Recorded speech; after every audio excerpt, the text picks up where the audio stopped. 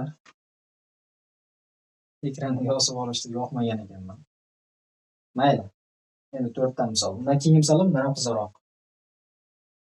Xo'p, demak boshladik. Bizda bir to'g'ri burchak uchburchak mana shunday holatda chizilgan va bu tomon davom ettirilgan. Keyin bu tomonga ham o'sha 90 gradusda tushirilgan. Xo'p, berilgan kesmalar bu yer 5, bu yer 8, bu yer teng bo'lingan ekan. Shunga ko'ra bizdan mana o'sha B ekan, mana D ekan. O'sha B, Dni topib bering deb shart qo'yilgan. Boshqa ma'lumot beriladi. Bu ham yaxshi misol. Doskaga qarab turasizlar, teng yonuvchi burchak qoidasidan foydalanish kerak. Ya'ni mana uchidan tushgan kesmani biz mana uchi bilan B bilan tutashtiramiz. Tutashtirsak, bu yerda bitta narsaga e'tibor berib olasizlar. Agar balandlik 90 tushib buni tengki bo'lib turgan bo'lsa, demak bu bisektriya ham bo'ladi.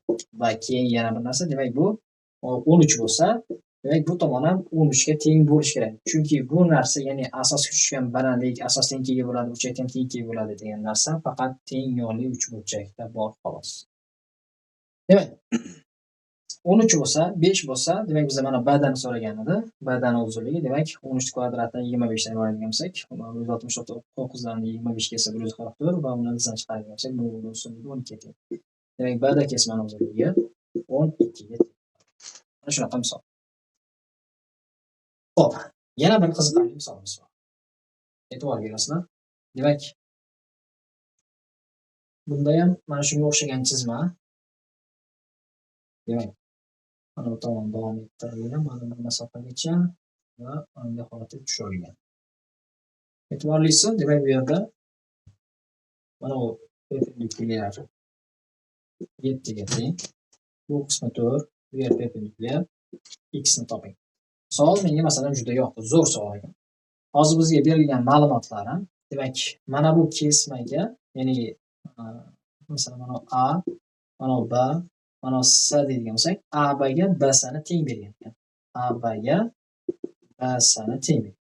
Demak, bu yerda bu kesmaga bu kesma teng bo'ladigan bo'lsa, bu teng yonli uchburchakda bo'ladi desak, demak, mana shu joygacha bo'lgan masofa A deydigan bo'lsak, demak, A dan mana shu joygacha bo'lgan masofa, buni o'chirib turamiz.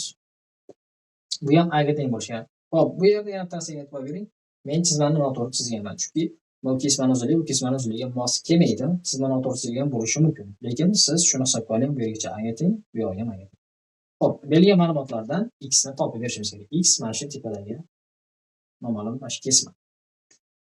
Xo'p, mana o'rtaga B kesma kiritadigan bo'lsak, mana bu joy B bo'ladigan bo'lsa, e'tibor berasizlar, bu yerda uchburchak o'xshashlik ishlatiladi.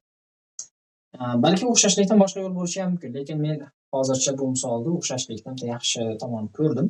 Mana masalan, bu yerda mana bu uchburchak bilan bu uchburchak o'xshash uchburchak hisoblanadi. O'xshashlikka ko'ra, masalan, bu yer B bo'lsa, mana bu ichkarisiga A minus B qoladi bu yerga. Hop, A minus B ni jami A ga nisbati yozyapmiz. O'xshashlikka ko'ra A minus B ni jami A ga nisbati 4 ni 7 ga nisbatiga teng. 4 taqsim 7. Bu o'xshashlikdan topilgan birinchi tenglik. Xo'p, bunaqa o'xshashlik mana bu tomonda ham bor, bu uchburchakda.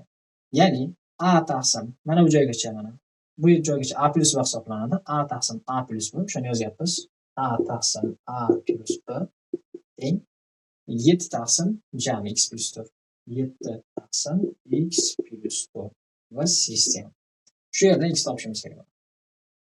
Pastdagi tenglikni o'rnini almashtiramiz. Buni almashtirsak, demak A plus B taqsim A teng x plus 4 taqsim 7 shaklida yozib olish mumkin. Demak, yuqoridagi mana bu tenglik ikkalasini bir-biriga qo'shib oladigan bo'lsak, bu yerda mana B bilan B qisqarib ketadi. A ga A 2A bo'ladi, mahraj A turibdi. Demak, 2A taqsim A teng 4 ga x plus 4, x plus 8 bo'ladi. Mahrajda mahraj 7 turibdi. Demak, bu yerda A'lar ham qisqarib ketsa 2 qolyapti. 7 ni ko'paytirib olsak, x plus 8 teng 14 va x qiymati 6 ga teng chiqadi. Zo'r misol. Yaxshi misol ekan, masalan, menga yoqdi. Xo'p, davom etamiz.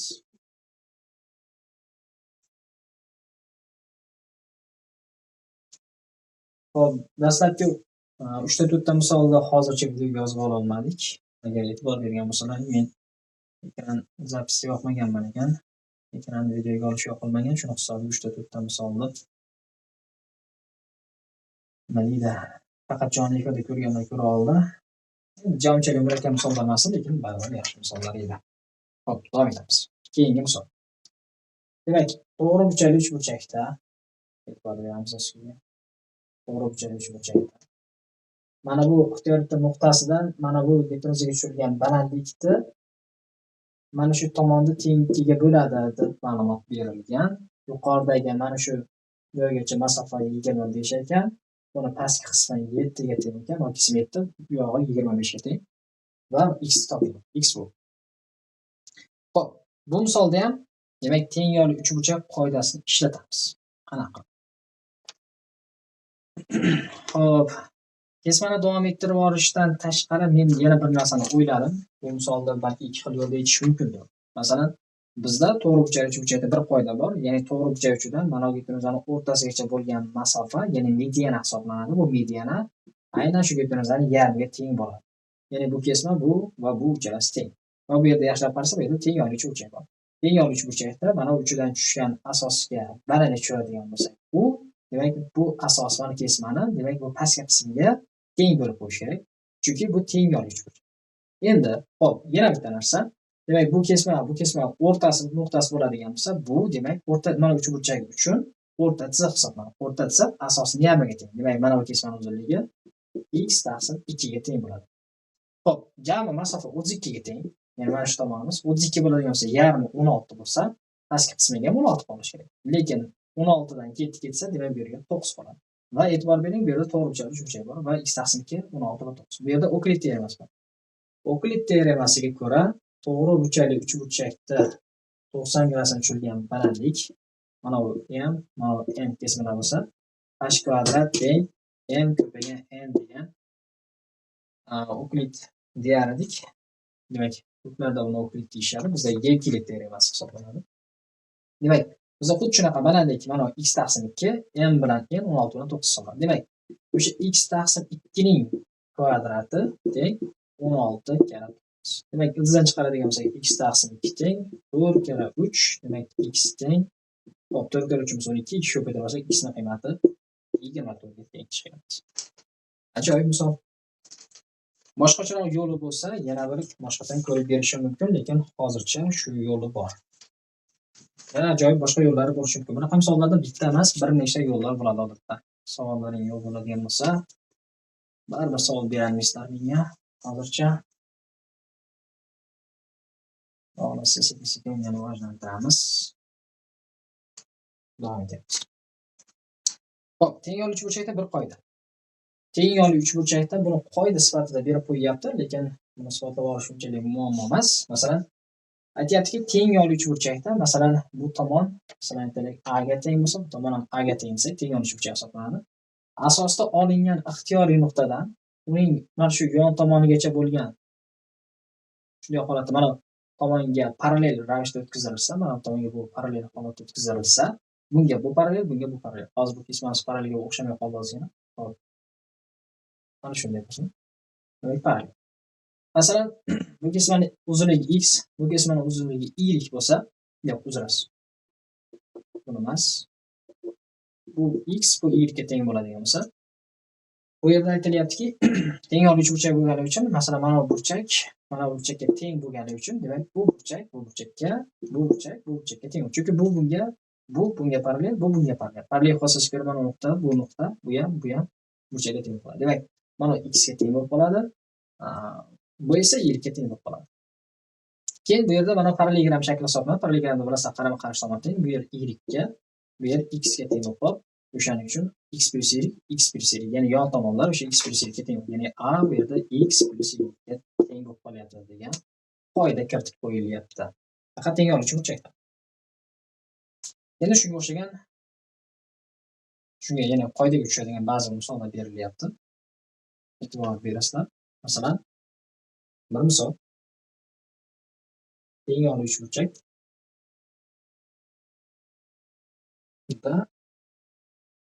Demak, mana shunday holatda hozirgi aytganimizdek, bu tomonga parallel, bu esa bu tomonga parallel holatda o'tkazilyapti.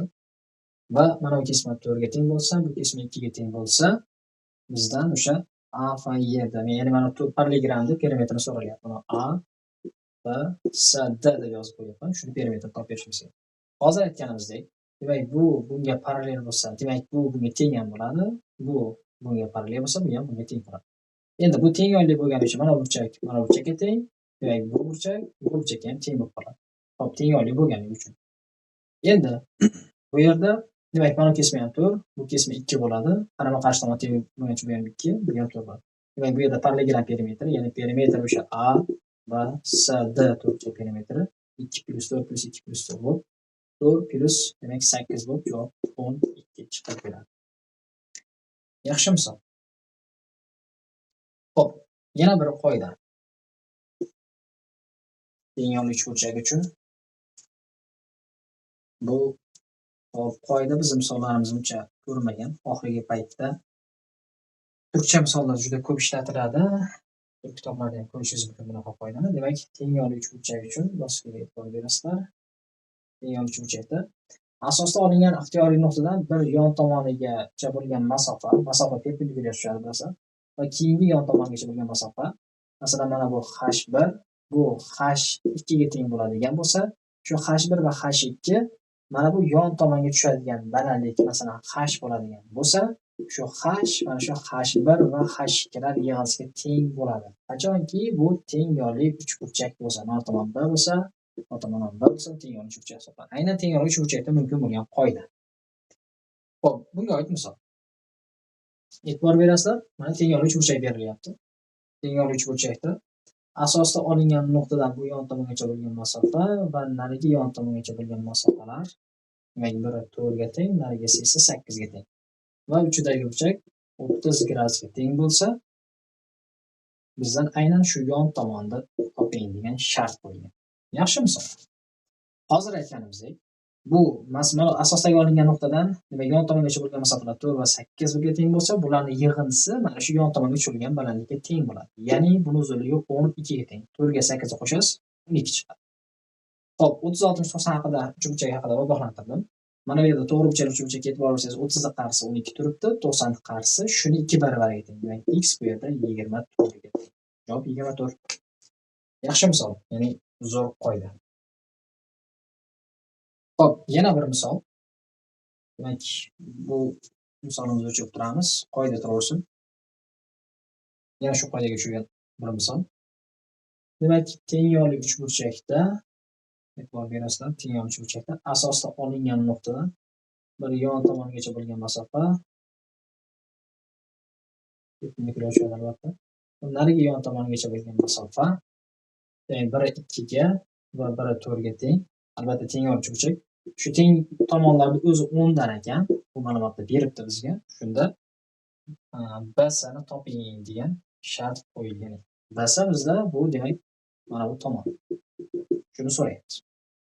Demak, tengyorli uchburchak bo'lgani uchun o'sha qoidadan foydalanamiz. Demak, tengyorli uchburchakda yon tomonga tushgan balandlik mana ikkalasining yig'indisiga teng. 2 ga 4 qo'shamiz, demak bu 6 lik kelib chiqadi. 6, bu tomon ham 90 bo'ladi. 6 10 bo'lsa, Pifagor sonlaridan 6 10 bo'lsa mana bu yer 8 chiqadi. Bu kesma 8 bo'lsa, demak pastki qismiga 2 qo'ygan bo'ladi. Chunki jami 10. Demak, 6 bilan 2 ni Pifagor qilinsa x chiqadi. Chunki bu yerda to'g'ri burchakli uchburchak bor. X ni topish uchun ilzosida 6 bilan 2 ni kvadratlari yig'indisi, ya'ni 36 plus 4. 40, 40 dan esa 12 chiqadi va ilzosi 10 qolib ketadi. Javobimiz esa 2 ilzosida 10 ga teng. Mana shunaqa. Xo'p, yana bir misol. Yana shu qoidaga tushadigan bir misol. Xo'p, bu misollar biz uchun yangi, lekin turkcha kitoblarda bular ancha yangi misol hisoblanmaydi. Eski misol desak ham bo'laveradi ular uchun. Lekin biz uchun baribir yangi misol. Xo'p, yana shunaqa tengyorli uchburchak. Tengyorli uchburchakda asosda olingan nuqtadan yon tomonigacha bo'lgan masofa va ikkinchi yon tomongacha bo'lgan masofalar bittasi 1 ga, bittasi 3 ga va orasidagi burchak 150 gradusga teng berilgan ekan. Xo'p, 150 gradus. Xo'p, bu yer 90 bo'lgandan keyin bu yer 90 bo'lsa, to'rtburchakda ichki burchaklarga yonsa 360 likdan foydalangan bo'lsa, ikkita 90 chiqib ketdi, 180 ketdi, 180 qoldi bu ikkalasiga. Demak, mana orasi burchak 30 gradusga teng. 30 gradusga. Bizdan hop so'ragani shu yon tomonni so'raganman. Bu yon tomonni toping debdi. Bu teng oluvchi burchak bo'lgani uchun bu tomon topsangiz ham farqi yo'q. Bizda yon tomonga tushirilgan balandlik, mana yon tomonga tushirilgan balandlik, mana shu aytganimizdek, mana 1 bilan 3 degansiga teng bo'ladi, ya'ni bu 4. Chunki bu qoida mana yon tomonga tushgan balandlik ham ishlaveradi. Demak, bu 4, 30 ni qarshisi bo'lsa 90 ni qarshisi bu necha chiqadi ekan javob? 8 ga teng bo'ladi. Chunki 30 ni qarshisi necha bo'lsa, 90 ni qarshisi shuni 2 baravariga teng. Javob. Xo'p. Teng oluvchi burchakka oid misollarimiz hozircha shulardan iborat edi. Yaxshi misollar haqida hali yana ko'proq tanishamiz. Hozircha sizlarga qo'ygan misollarim shulardan iborat. Yana agar teng oluvchi burchaklar haqida misollar ko'ramiz deydigan bo'lsangiz, kommentariyga yozib qoldirasizlar. Yana bunaqa misollardan bir qancha bor ko'rishimiz mumkin. Agar uch burchak mavzusi qiyinchilik tug'dirayotgan bo'lsa sizga yoki boshqa mavzu talashingiz mumkin, masalan, kvadrat talashingiz yoki trapetsiya yoki boshqa biror pul burchak talasalaring, o'shanga qarab mavzu tayyorlab berishim mumkin bo'ladi.